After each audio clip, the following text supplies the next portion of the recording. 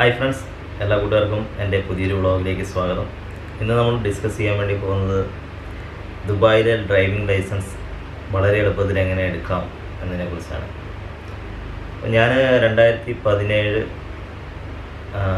May മാസത്തിലാണ് ഞാൻ driving licence ദുബായിൽ നിന്ന് പാസ്സായത്. കുറച്ചൊക്കെ സ്ട്രഗിൾ ചെയ്തിട്ടാണ് ഈ ലൈസൻസ് എടുത്തത്.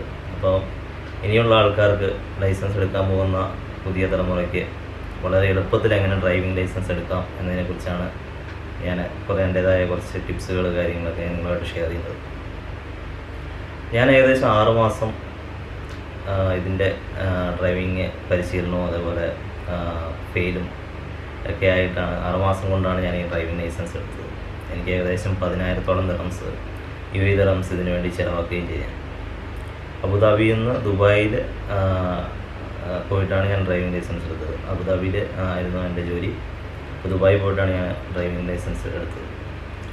അപ്പോൾ അതിനെക്കുറിച്ചുള്ള കാര്യങ്ങൾ എന്തൊക്കെയാണെന്ന് നമുക്ക് നോക്കാം. മെയിനായിട്ട് ഡ്രൈവിംഗ് ലൈസൻസ് എടുക്കുന്നത് ദുബായിൽ എടുക്കണമെങ്കിൽ 5 തരം ടെസ്റ്റാണ് നമുക്കുള്ളത്. ഒന്ന് തിയറി ടെസ്റ്റ് ഉണ്ട്, പിന്നെ രണ്ടാമത്തത് അസസ്മെൻറ്റ് ടെസ്റ്റ്. അതായത് നമ്മളിപ്പം നാട്ടിലത്തെ ഡ്രൈവിംഗ് ലൈസൻസ് വെച്ചിട്ടാണ് കൊടുക്കുന്നുണ്ടെങ്കിൽ അതൊരു ട്രയൽ ടെസ്റ്റ് നമ്മൾ കൊടുക്കേണ്ടതായിട്ടുണ്ട് 2. പിന്നെ മൂന്നാമത്തെ ടെസ്റ്റ് എന്ന് പറഞ്ഞു കഴിഞ്ഞാൽ പാർക്കിംഗ് ടെസ്റ്റാണ്. പാർക്കിംഗ് ടെസ്റ്റും 5 തരമായിട്ട് നമുക്ക് തന്നിരിക്കാം. പാർക്കിംഗ് ടെസ്റ്റ് ഒന്ന് പാരലൽ പാർക്കിംഗ് ഉണ്ട്, 2 ഗ്യാരേജ് പാർക്കിംഗ് ഉണ്ട്, പിന്നെ 3 ഹിൽ പാർക്കിംഗ് ഉണ്ട്, എമർജൻസി പാർക്കിംഗ് ഉണ്ട്, പിന്നെ എന്ന് പറഞ്ഞു കഴിഞ്ഞാൽ ആംഗിൾ പാർക്കിംഗ്. അങ്ങനെ മൊത്തം 5 പാർക്കിംഗ് ആണ് ഇതിനു വേണ്ടി വരുന്നത്. അടുത്തതെന്ന് പറഞ്ഞു കഴിഞ്ഞാൽ അസസ്മെൻറ്റ് ടെസ്റ്റ്. അതായത് നമ്മൾ മെയിൻ ടെസ്റ്റിന് മുന്നോടിയായിട്ടുള്ള ഒരു ടെസ്റ്റാണ്. അത് മെയിൻ റോഡിൽ കൂടിയാണ് നമ്മളെ പരിശീലിപ്പിക്കുന്നത്. അതിൻ്റെ ഒരു ടെസ്റ്റ് ഉണ്ട്. അത് അവിടുത്തെ അതോറിറ്റി ചെയ്യുന്നതാണ്, നമ്മൾ ഡ്രൈവിംഗ് സ്കൂളിൻ്റെ അതോറിറ്റി ചെയ്യുന്ന ഒരു ടെസ്റ്റാണ്. അതിനുശേഷം 5ാമത്തതാണ് ഫൈനൽ റോഡ് ടെസ്റ്റ്. അത് ദുബായിയുടെ RTA അവർ ആണ് ടെസ്റ്റ് നടത്തുന്നത്. ആ പരീക്ഷ പാസ്സായി കഴിഞ്ഞാൽ മാത്രമേ നമ്മൾ ഡ്രൈവിംഗ് ലൈസൻസിന് യോഗ്യത നേടുള്ളൂ. അപ്പോൾ ഈ കടമ്പകളൊക്കെ കടന്നിട്ട് വേണം നമ്മൾ അതിലേക്ക് വേണ്ടി പോകാൻ വേണ്ടിയിട്ട്. അപ്പോൾ എങ്ങനെയൊക്കെയാണ് ഇതിൻ്റെ ടെസ്റ്റിൻ്റെ പ്രധാന ക്രമീകരണങ്ങൾ വരുന്നത് നമുക്ക് നോക്കാം. ഫസ്റ്റ് തിയറി ടെസ്റ്റാണ്. പാസ് സ്കോർ മേടിച്ച് കഴിഞ്ഞാലാണ് നമ്മൾ അടുത്ത സ്റ്റെപ്പിലേക്ക് പോകുന്നത്. അതായത് നമ്മൾ ഡ്രൈവിങ് നാട്ടിലത്തെ ലൈസൻസ് കൊടുത്തിട്ടാണല്ലോ നമ്മൾ ഉണ്ടെങ്കിൽ ആ ടെസ്റ്റ് എടുക്കുന്നതിന്. അപ്പോൾ കാരണം എന്താണെന്ന് വെച്ച് കഴിഞ്ഞാൽ നമുക്ക് 20 ക്ലാസ്സോളം അറ്റൻഡ് ചെയ്താൽ മതി. നാട്ടിലത്തെ ഡ്രൈവിംഗ് ലൈസൻസ്, അതായത് ഇന്ത്യയിലെയോ ഡ്രൈവിംഗ് ലൈസൻസ് വെച്ചിട്ടാണ് നമ്മൾ എടുക്കുന്നുണ്ടെങ്കിൽ 20 ക്ലാസ്സോളം അറ്റൻഡ് ചെയ്താൽ മതി. സാധാരണ രീതിയിൽ 40 ക്ലാസ്സാണ് നമ്മൾ അറ്റൻഡ് ചെയ്യേണ്ടത്. അത് നമുക്ക് 20 ക്ലാസ്സായിട്ട് കുറഞ്ഞു കിട്ടും. അതുകൊണ്ടാണ് നമ്മൾ നാട്ടിലെ ലൈസൻസ് ഉണ്ടെങ്കിൽ അത് വെച്ച് കൊടുക്കുന്നത്. അപ്പോൾ അത് ജസ്റ്റ് നമ്മൾ വണ്ടി ഓടിക്കാൻ ജസ്റ്റ് ഒന്ന് കാണിച്ചു കൊടുക്കണം. അവരെ ജസ്റ്റ് ഒന്ന് ഒരു 5 മീറ്ററോ 10 മീറ്ററോ ഒന്ന് ജസ്റ്റ് ഒന്ന് കൂട്ടി കാണിച്ചു കൊടുക്കണം. അത് വളരെ സിമ്പിളാണ്. അതിനുശേഷം പിന്നെ പാർക്കിങ്ങിൻ്റെ ഞാൻ പറഞ്ഞ പോലെ 5 പാർക്കിങ്. ഇത് ഹിൽ സ്റ്റേഷൻ പാർക്കിംഗ് തന്നെ നമുക്ക് നോക്കാം. ഹിൽ സ്റ്റേഷൻ പാർക്കിംഗ് എന്ന് പറഞ്ഞു കഴിഞ്ഞാൽ ഒരു സ്ലോപ്പിലേക്ക് നമ്മളെ വണ്ടി മൂവ് ചെയ്യിക്കാൻ വേണ്ടി പറയും. കുറച്ച് മുകളിലേക്ക് എത്തുമ്പോഴത്തേക്കും ഇൻസ്ട്രക്ടർ പറയും പാർക്ക് ചെയ്യുക. പാർക്കിംഗ് അല്ല, അവിടെ സ്റ്റോപ്പ് ചെയ്യാൻ വേണ്ടി പറയും. അപ്പം നമ്മൾ ബാക്കോട്ട് വണ്ടി വരാതെ തന്നെ ആ ഹില്ലിൽ ജസ്റ്റ് സ്റ്റോപ്പ് ചെയ്യുക. നമ്മൾ പിന്നെ അവർ പറയും വണ്ടി മൂവ് ചെയ്യിക്കാൻ പറയും. അപ്പം മൂവ് ചെയ്യിക്കുന്ന സമയത്ത് വണ്ടി പുറകോട്ട് വരാൻ പാടില്ല, മുമ്പോട്ട് തന്നെ നമ്മൾ കൊണ്ടുപോയി ആ സ്ലോപ്പിലൂടെ ഇറക്കി അവിടെ ബ്രേക്ക് ചെയ്യിച്ച് നിർത്തണം. പിന്നെ ഉള്ളത് എമർജൻസി പാർക്കിംഗ്. എമർജൻസി പാർക്കിംഗ് എന്ന് പറഞ്ഞാൽ വളരെ സ്പീഡിൽ വണ്ടി ഡ്രൈവ് ചെയ്യാൻ പറയും. സ്പീഡിൽ ഡ്രൈവ് ചെയ്യാൻ വേണ്ടി പറയുമ്പോഴത്തേക്കും നമ്മൾ സ്പീഡിൽ തന്നെ വണ്ടി കൊണ്ടുപോകുക. പിന്നെ അവിടെ പാർക്കിംഗ് എന്ന് പറയുമ്പോഴത്തേക്കും പാർക്കിംഗ് പെട്ടെന്ന് തന്നെ ചെയ്യുക, സഡനായിട്ട്.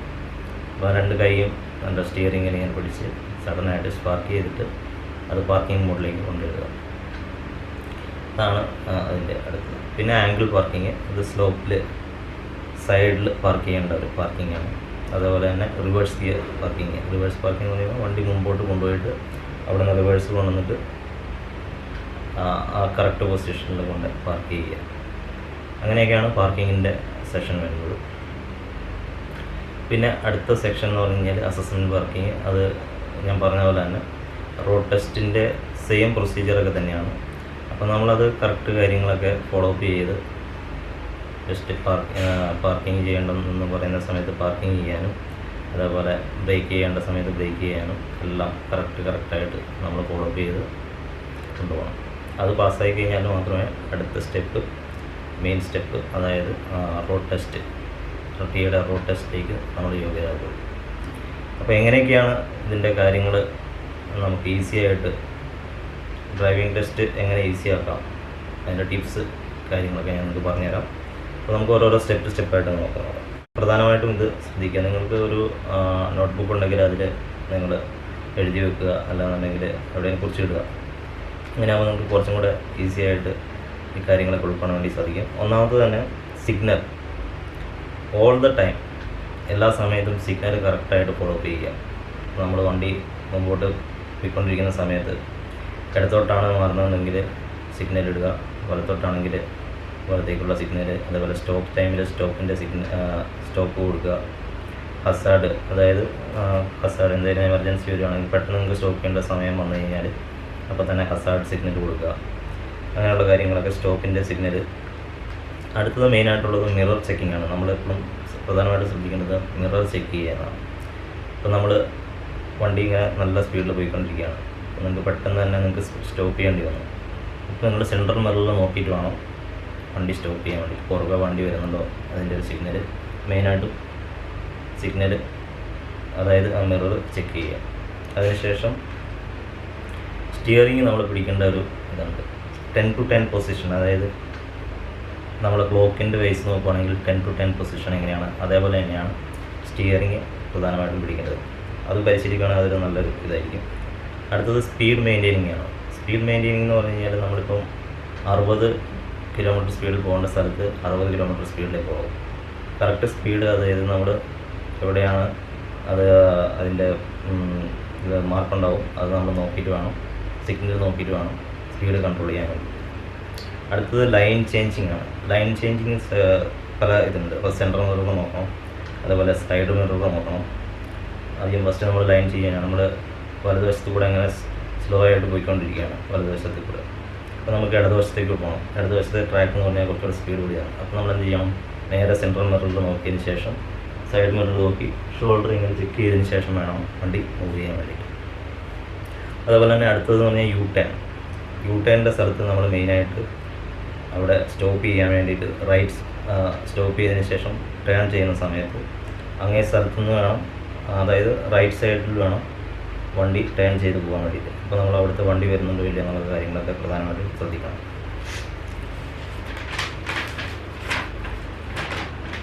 അടുത്തതാണ് ഡു നോട്ട് ഹാർഡ് ബ്രേക്ക്. പെട്ടെന്നുള്ള ഹാർഡ് ബ്രേക്കിങ് അനാവശ്യമായിട്ട് കൊടുക്കാൻ വേണ്ടി പാടില്ല.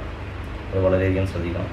പിന്നെ braking before check the centre mirror. Brake ചെയ്യുമ്പോൾ സെൻട്രൽ മിറർ ചെക്ക് ചെയ്യണം. പിന്നെ ഹാൻഡ് ബ്രേക്ക് ചെയ്യുമ്പോൾ സിഗ്നൽ ഇടണം.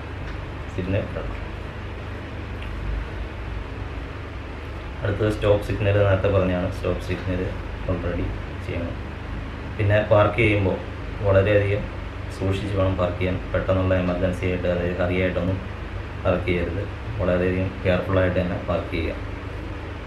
പിന്നെ അതായത് ഇൻസ്ട്രക്ടർ നമ്മളോട് പറയുന്ന കാര്യങ്ങളൊക്കെ വളരെ കെയർഫുള്ളായിട്ട് തിങ്ക് ചെയ്ത് വേണം ചെയ്യാൻ വേണ്ടിയിട്ട്. അപ്പോൾ അടുത്തതാണ് ഒരു ഹാപ്പി ആയിട്ടുള്ള ഒരു മൂഡിൽ തന്നെ വണ്ടി ഓടിക്കാൻ വേണ്ടി ശ്രദ്ധിക്കുക. ഹാപ്പി ആയിട്ട്, ടെൻഷനൊന്നും അടിച്ചിട്ട് കാര്യമില്ല, ടെൻഷൻ അടിക്കേണ്ട ഒരു ആവശ്യമില്ല.